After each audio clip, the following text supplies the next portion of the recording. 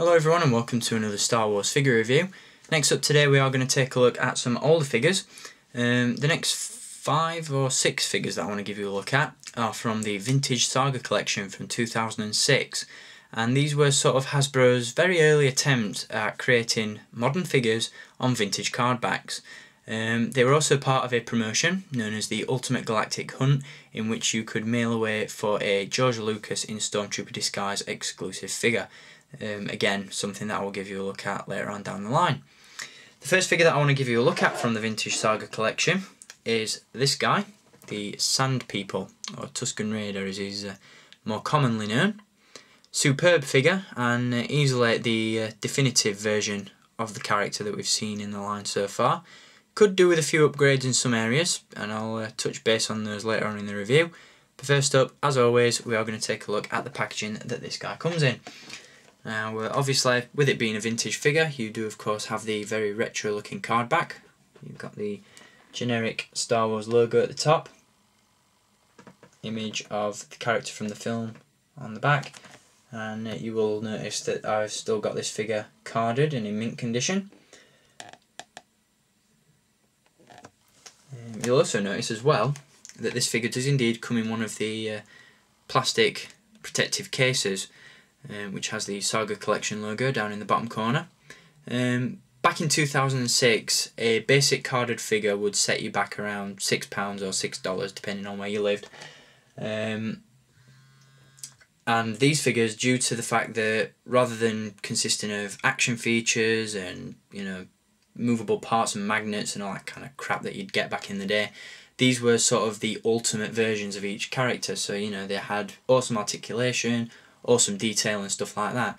Add that into the fact that you get them in a protective case, the price for these rocketed, and I think these cost around $10 or $12 or £10 or £12 depending on, once again, where you lived. So they really were premium figures, and they go for even more money now on eBay. I was lucky enough recently to purchase a full set of 5 of these from an eBay seller known as Automatic Toys, who goes by the name Carno Jax on the Rebel Scum forums if you've seen him knocking about. So there's the front of the packaging. On the back you've got a very similar layout to the the new Vintage Collection figures. So you've got the original figure pictured at the side, you've got the description next to it, and across the bottom you've got the rest of the figures available in the line. All of these will be seen in review very soon. So we have Luke, X-Wing Pilot, Sand People of course, Greedo, Biker Scout, and Endo Trenchcoat Han Solo. So some very cool figures available in this line, all of which we'll get onto very soon. So there's the packaging for the Sand People, or Tusken Raider. Now onto the figure itself. As I said, for the most part this is the definitive Sand Person. You're not going to get much better than this guy.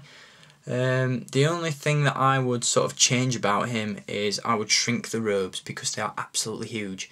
As you can see, they're incredibly oversized. I mean, I know the Sand People wore baggy robes, but this is just ridiculous, and especially around the neck. Look at that, that's crazy. Still looks very cool, and I really love the material that it's made from.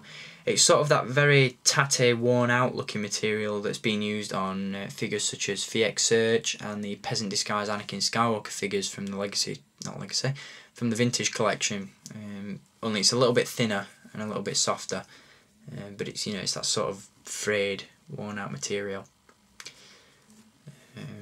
In terms of accessories, he comes with a traditional Tusken gaffy stick. He also has a very long sniper rifle, which obviously he uses in the film to take pot shots at Luke's land speeder. And in addition to the soft goods robe, you also have a soft goods tunic around the lower legs. The facial sculpt on this figure is flawless. Absolutely superb likeness to the Tusken Raiders with all the bandages and stuff. And you've also got a very nicely sculpted ammo pouch over the figure as well. In terms of articulation, this guy has a ball jointed neck, ball hinged shoulders, swivel cut elbows, which is another thing I'd probably change about this guy. He has those sort of joints where the arm swivels more than bends, and they pop off a hell of a lot of the time.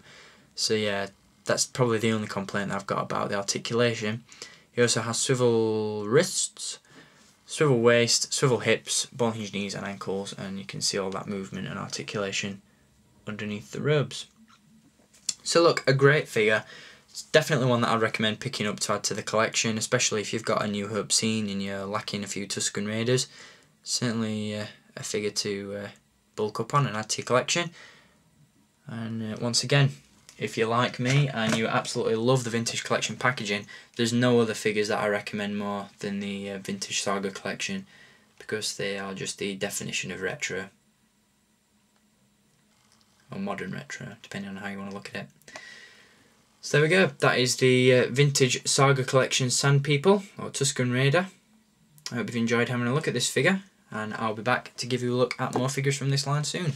So stay tuned for more reviews, and until next time, keep collecting, and may the force be with you.